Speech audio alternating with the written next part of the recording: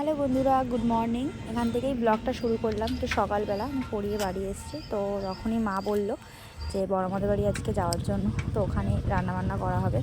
তো গেছি। তো দিদি বলছে যে আমার ফোনটা বড় মা নিয়ে চলে গেছে স্কুলে।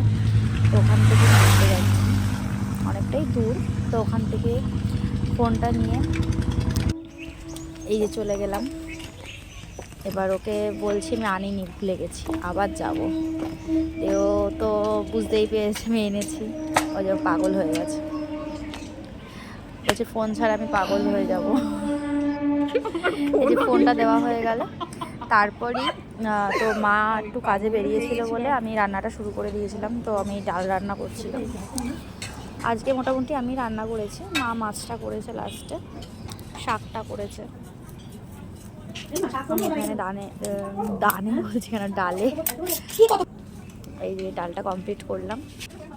তো তারপর বাদবাকি উচ্ছে ভাজা, পালং শাক সব আর কি রেডি করছিলাম রান্না করার জন্য। তো রান্নাবান্না এই এখন ডালটাকে সোমবার দিয়ে দেবো। তোমরা কি বলো জানি না, তো আমরা তো এটাই বলি। এই যে ডালটা অলমোস্ট ডান হয়েই গেছে। তো তারপর ধনেপাতাটা ছড়িয়ে দিলাম, দিয়ে নামিয়ে দিলাম। তারপর এখন দুটো বেগুন ছিল, তা বললো মা বললো ভেজে ফেল, মানে নষ্ট হয়ে যাবে থাকলেই, আর খাওয়া হবে না। দিয়ে উচ্ছেটা তারপরে ভেজে নিলাম। তোমরা দেখতে থাকো।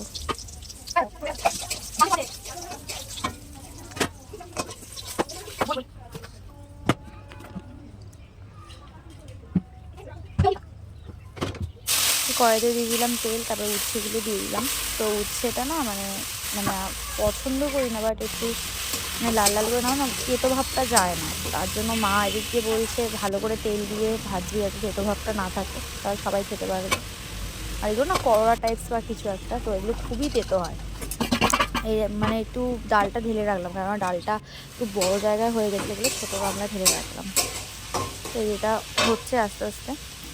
দিয়ে আমরা সকালে ব্রেকফাস্ট আর কি করবো। তো বেলাটা ভালোই হয়ে গেছে। তারপরে এই যে সবাইকে ডাল সেদ্ধ দিলাম, মানে ডাল সেদ্ধ উচ্ছে ভাজা এসব ছিল, আমিও খেয়ে নিচ্ছি।